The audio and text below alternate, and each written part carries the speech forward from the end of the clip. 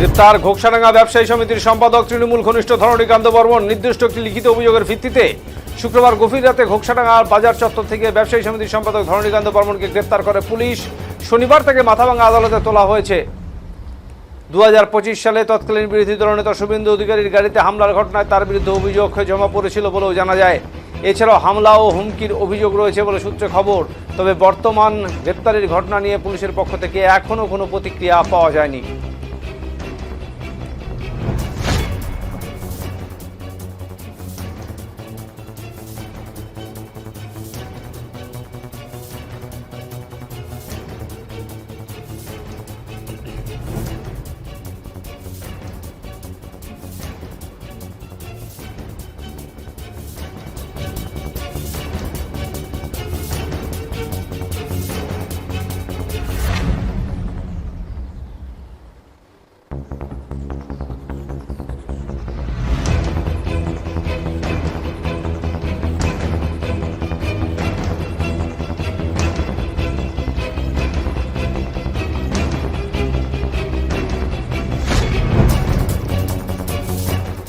এই মুহূর্তে ঘোকসাডাঙ্গায় রয়েছেন আমাদের সহকর্মী অভিষেক দে, তার সাথে সরাসরি যোগাযোগ করব। অভিষেক, ঠিক কি ঘটনা ঘটেছিল, কি কারণে তাকে গ্রেপ্তার করা হয়েছে এখনো স্পষ্ট নয়। তবে যেটা জানা গেছে যে শুভেন্দু অধিকারীর গাড়িতে হামলার ঘটনা এবং তার পাশাপাশি মাথাভাঙ্গা বিধানসভা কেন্দ্রের তৎকালীন বিধায়ক, তার বিজেপি বিধায়ক, তার গাড়িতে হামলার ঘটনার সাথে যুক্ত ছিলেন তিনি বলে অভিযোগ এবং বিভিন্ন মামলায় তাকে গ্রেপ্তার করা হয়েছে। ঠিক কি জানা যাচ্ছে যদি বিস্তারিতভাবে তুলে ধরো।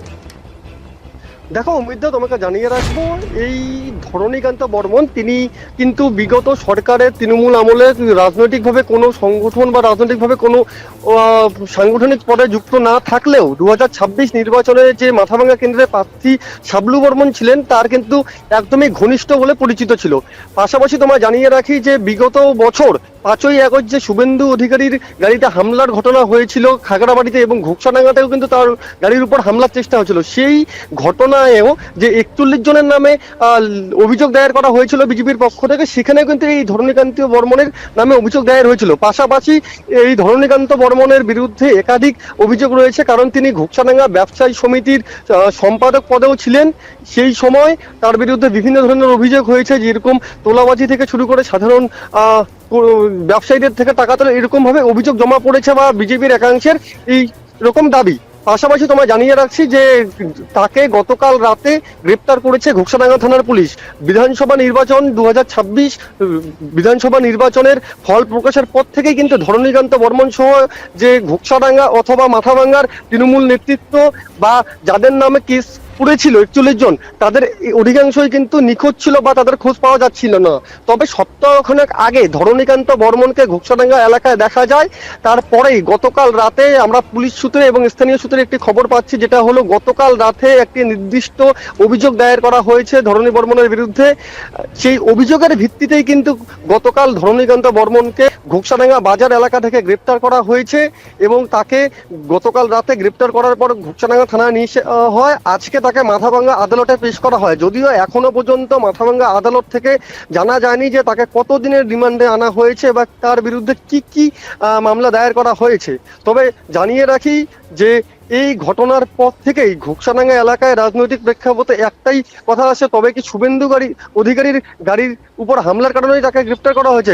এই প্রসঙ্গটা আসার কারণ হলো যে বিগত বছর যখন শুভেন্দু অধিকারীর গাড়ির উপর হামলা করা হয়েছিল, তারপর যখন 41 জনের নামে অভিযোগ দায়ের করা হয়েছিল, সেই সময় কিন্তু এই ধরণীকান্ত বর্মন তৎকালীন বিজেপির যে নেতা বা বিজেপির যুব নেতা প্রশান্ত বর্মনকে ফোন করে হুমকি দেয়, সেমন একটি ভিডিও কিন্তু তৎকালীন শুভেন্দু অধিকারী সমাজ মাধ্যমে পোস্ট করেছিলেন।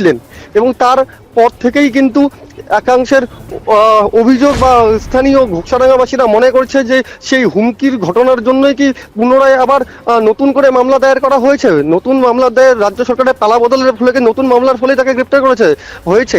যদিও এই বিষয়টা এখনো পর্যন্ত পরিষ্কার হচ্ছে না কোর্টে কি সিদ্ধান্ত নেওয়া হয় বা কি কারণে তাকে গ্রেপ্তার করা হয়েছে, সম্পূর্ণভাবে জানা গেলেই আমরা বিস্তারিত বলতে পারবো। অনেক ধন্যবাদ অভিষেক তোমাকে। আমাদের সহকর্মী অভিষেক দে ঘোকসাডাঙ্গা থেকে তিনি বিস্তারিতভাবে জানালেন যে মূলত ঠিক কোন মামলায় তাকে গ্রেপ্তার করা হয়েছে তা কিন্তু এখনো স্পষ্ট হয়নি।